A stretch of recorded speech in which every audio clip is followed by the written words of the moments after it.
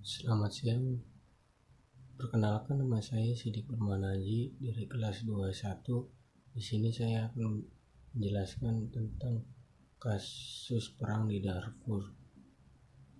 Yang pertama adalah kasus posisi. Omar al-Bashir merupakan seorang individu yang menjadi kepala negara sekaligus merupakan panglima tertinggi di Sudan. Setiap kepala negara memiliki hak kekebalan atau immunity right. Hal tersebut merupakan kebebasan yang telah diberikan oleh pemerintah negara untuk bertindak dalam mengambil kebijakan agar tidak bergantung kepada pemerintah di negara tersebut. Namun, kekebalan tersebut tidak dapat berfungsi jika ada pelanggaran hukum yang dibuat oleh seseorang pejabat negara hanya untuk kepentingan individual atau kepentingan pribadi dan bukan untuk kepentingan negara. Seperti yang terjadi dalam kasus kepala negara Omar al-Bashir, di mana beliau dikenakan tuduhan atas konflik dan krisis yang terjadi di kawasan Darfur, Sudan yang terdiri dari beberapa faktor seperti faktor kekeringan, faktor perubahan lingkungan yang drastis, atau faktor pertumbuhan yang cepat, faktor kesempatan politik.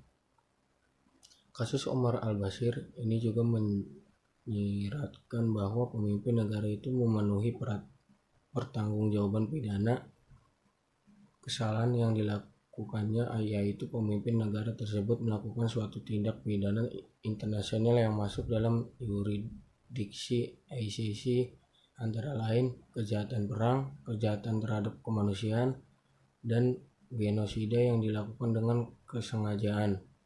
Kejahatan perang yang dilakukan oleh Omar al-Bashir dikarenakan tanggung jawab sebagai pemimpin.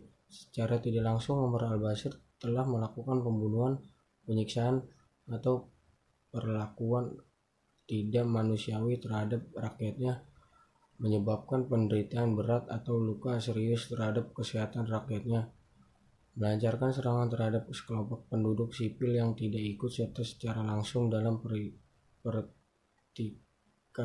tersebut, melakukan pemerkosaan, perbudakan seksual, serta pemaksaan prostitusi. Dalam konsep tanggung jawab seorang pemimpin berdasarkan hukum pidana internasional, ini dipersalahkan atas tindak anak buah yang dilakukan pelanggar karena pemimpin seharusnya mengambil tindakan pencegahan atau penghukuman sepanjang dia mengetahui apa yang dilakukan oleh anak buahnya. ICC dapat mengadili Omar al-Bashir walaupun Sudan tidak meratifikasi Statuta Roma 1998 karena yang menjadi jaksa PBB. Sudan telah menjadi anggota PBB sejak tanggal 12 November 1956. Meskipun Sudan begitu merupakan pihak statu mengikuti keputusan yang ada dalam resolusi Dewan Keamanan PBB nomor 1593. Hambatan yang terjadi dalam penyelesaian kasus Omar al-Bashir disebabkan oleh kerumitan yang diciptakan oleh orang-orang yang memiliki kepentingan di Sudan serta melemahkan motivasi dari pihak-pihak yang berseteru seperti pemerintah, pemberontakan militer, serta Janjaweed atau pemberontak yang ada di Sudan. Berdasarkan 5W1H, apa kasus situasi di Darfur, Sudan pada saat pimpinan Omar al-Bashir? Siapa yang ikut serta dalam kasus ini? Di antaranya ada Omar al-Bashir sebagai kepala negara Sudan Liberation Army atau SLA, Youth and Movement atau ZIM, serta Janjaweed selaku pemberontak yang diperintah oleh pemerintah Sudan untuk mengadakan serangan balasan. Di mana? Darfur, Sudan. Kapan berawal? Pada tahun 2003 atau saat atau saat kawasan yang terletak di sebelah barat Sudan tidak mendapat perhatian serta tirani terhadap warga non-Arab dan pemerintah Sudan. Kenapa? Dikarenakan adanya kejahatan terhadap kemanusiaan dan genosida yang dilakukan oleh kesengajaan sehingga Omar al-Bashir sebagai kepala negara mempertanggungjawabkan apa yang telah dilakukan oleh anak buahnya.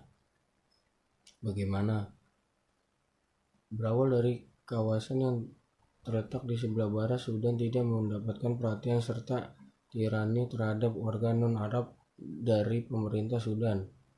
Terbentuklah dua kelompok pemberontak yang bernama SLA dan JIM. Dikarenakan pada saat itu pemerintahan Sudan tidak siap untuk mengadakan serangan balasan dengan keterbatasan personil. Pemerintahan Sudan meminta kepada masyarakat Sudan untuk membuat kelompok pemberontak yang dimana dengan Janjaweed. Dari kejadian itulah kemudian situasi di Sudan semakin memburuk dengan terjadinya kejahatan perang, kejahatan terhadap kemanusiaan, dan genosida yang dilakukan oleh kesengajaan. Kejahatan perang yang dilakukan oleh Omar al-Bashir dikarenakan tanggung jawabnya sebagai pemimpin.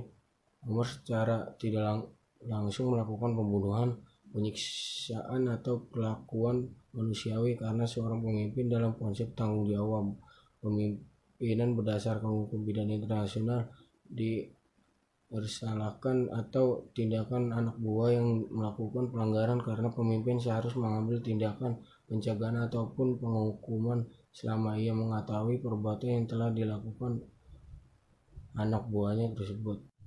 Berikutnya self-determination situation in Darfur, Sudan. Referendum pemisahan ini dilakukan untuk menentukan nasib Sudan wilayah selatan apakah tidak masuk dalam negara Sudan atau membangun negara sendiri. Referendum ini berpedoman kepada Comprehensive Peace Agreement pada tahun 2009. Dibuat Referendum Act yang berfungsi sebagai acuan dalam melakukan referendum. Menurut Referendum Act, referendum valid jika jumlah vote setidaknya 60% dari voter memilih untuk merdeka atau The Carter Center 2011. Referendum akan dilaksanakan di Sudan bagian utara, selatan, dan 8 lokasi di negara lain. Referendum center bisa didirikan di tempat di mana paling tidak ada 20.000 voter di situ. Menurut Referendum Act, internally displaced person berhak menjadi voter dan ada 3 kategori yang berhak menjadi voter, yaitu yang lahir dari paling tidak satu orang tua penduduk asli Sudan bagian selatan yang tinggal di Sudan bagian selatan atau sebelum 1 Januari 1956 yang leluhurnya bisa ditemukan pada etnis Sudan bagian selatan tanpa paling tidak satu orang tuanya penduduk asli Sudan bagian selatan atau sebelum 1 Januari 1956 dan yang penduduk tetap Sudan bagian selatan sejak 1 Januari 1956. Referendum pemisahan diri Sudan bagian selatan diatur oleh Center Sudan Referendum Commission yang merupakan lembaga independen yang berbasis di Khartoum, dan Center Sudan Referendum Bureau yang merupakan anak dari Center Sudan Referendum Commission berbasis di Juba. Registrasi voter dilakukan dari 15 November 2010 sampai 8 Desember 2010 dan referendum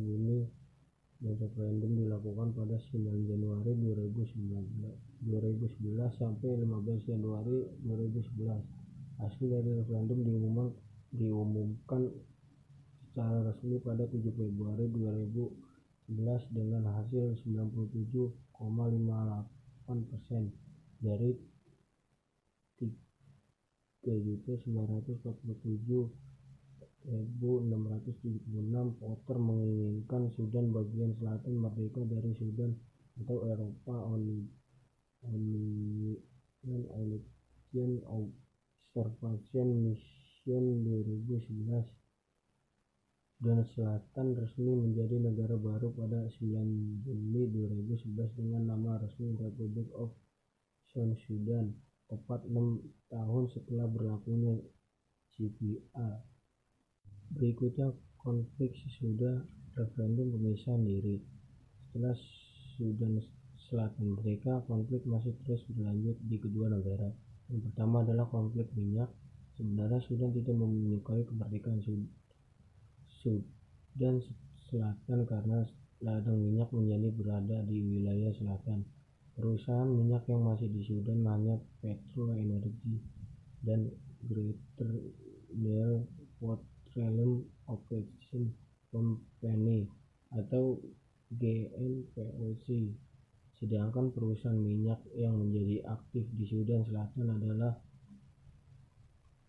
Petroder GNPOC dan White Nile Petroleum Operating Company atau WNPOC atau TARJAT. Karena Sudan Selatan adalah negara landlocked, Sudan Selatan membutuhkan pipa minyak memiliki Sudan untuk mengekspor minyak melalui Port Sudan. Biaya penggunaan pipa minyak ini menjadi perselisihan antara Sudan dan Sudan Selatan. Sudan meminta biaya $32 dan Sudan Selatan meminta $1. Yang kedua adalah konflik perbatasan. Pembahasan mengenai perbatasan antara kedua negara, terutama di wilayah Kordofan Selatan, Nil Biru dan kota Abyei masih belum final. Kedua negara juga saling tuduh mendukung aktivitas pemberontakan di masing-masing wilayah negara. Ketiga, konflik internal di Sudan Selatan antara Presiden Salva Kiir dan mantan Wakil Presiden Riek Machar. Konflik di Sudan Selatan terjadi karena Machar secara terbuka menantang kepemimpinan Kiir yang belum bisa membawa Sudan Selatan ke arah yang lebih baik.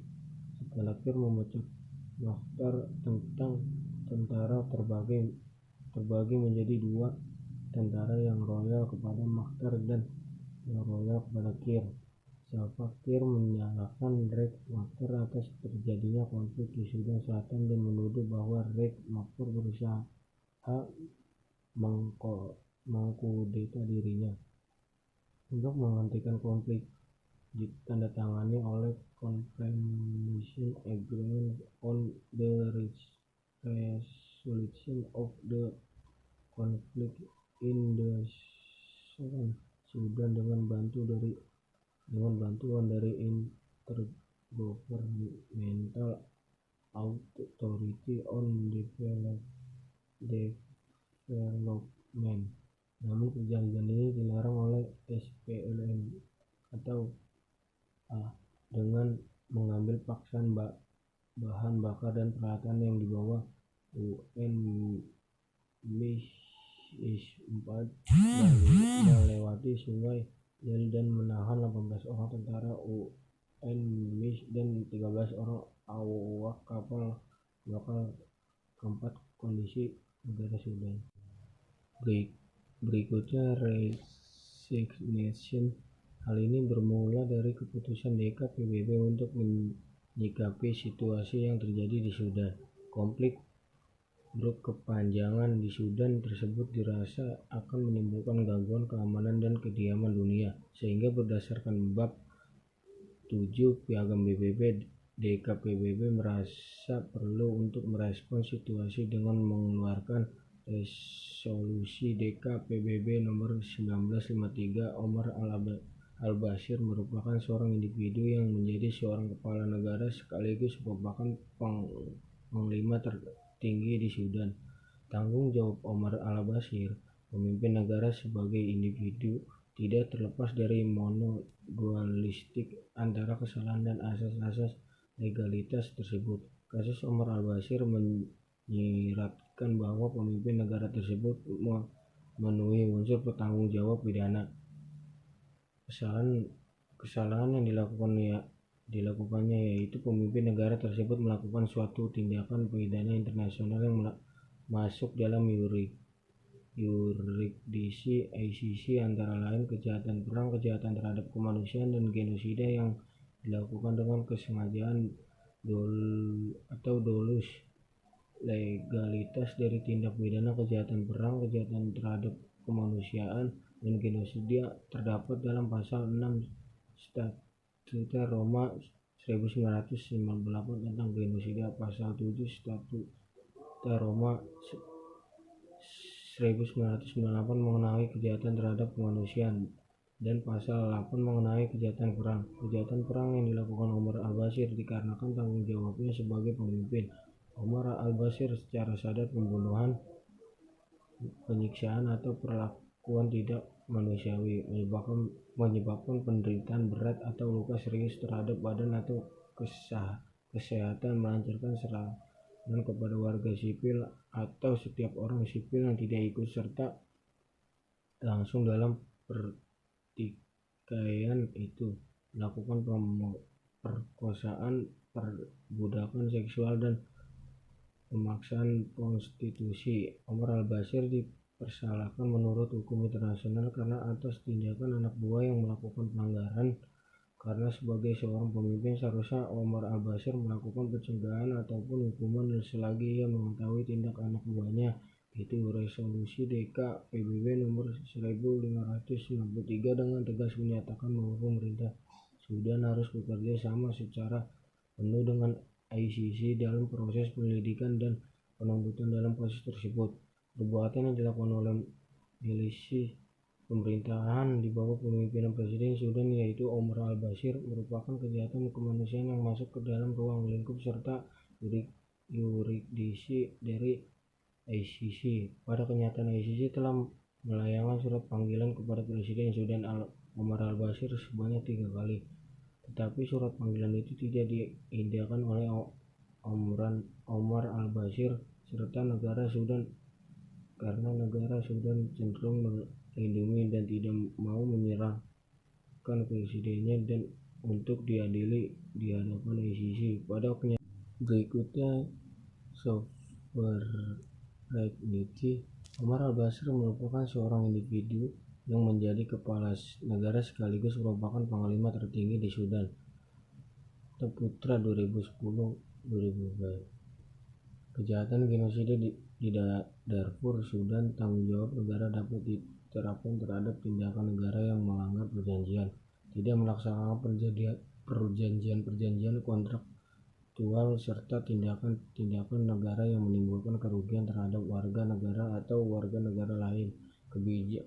Kebijakan yang diambilnya dalam kepentingan umum didukung sepenuhnya oleh pemerintah. Imunitas kedaulatan negara memberikan penjelasan bahwa suatu negara berdaulat memiliki kekuasaan penuh untuk menjalankan kehidupan negaranya, sehingga kekuasaan demikian harus dihormati oleh setiap negara lainnya yang juga memiliki kekuasaan tersebut.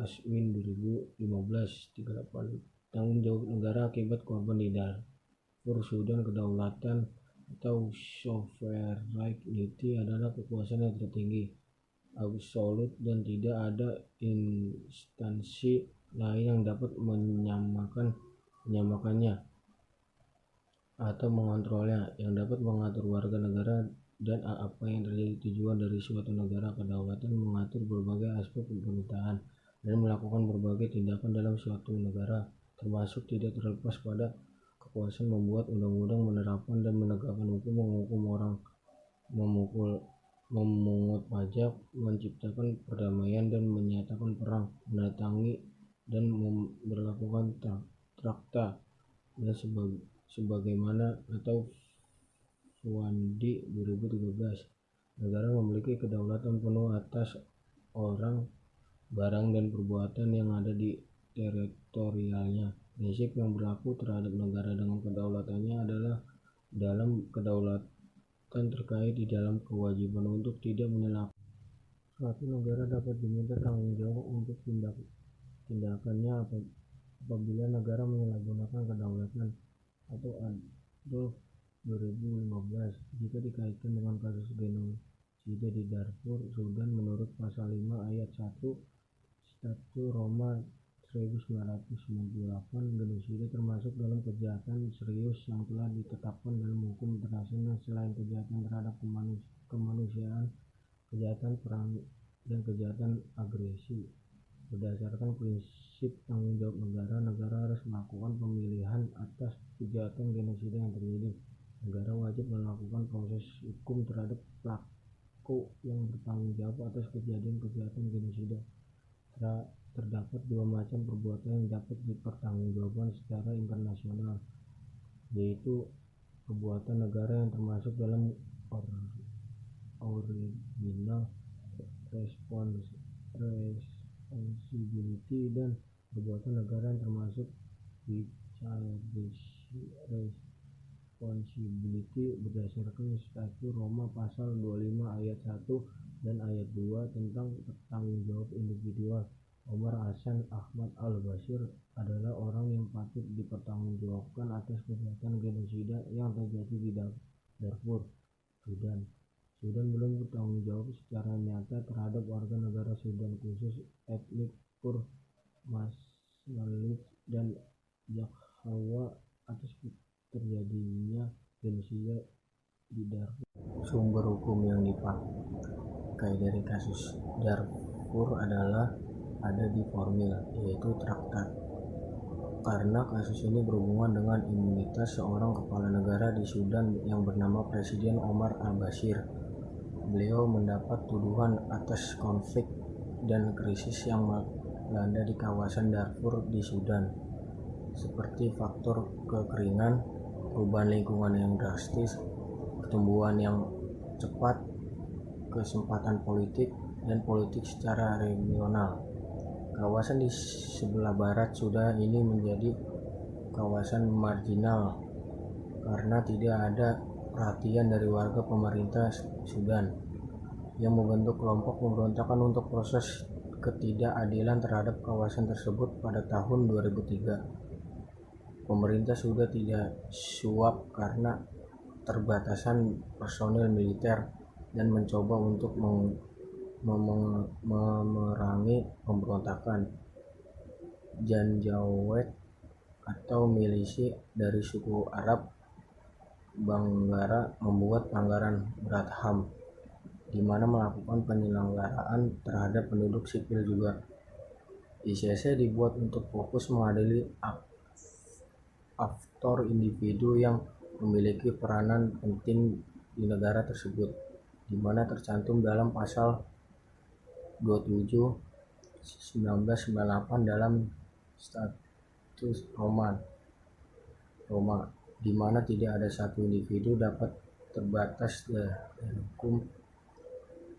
Demikian penjelasan dari kasus perang di Darfur, dan terima kasih yang sudah menonton. Kurang lebihnya mohon dimaafkan.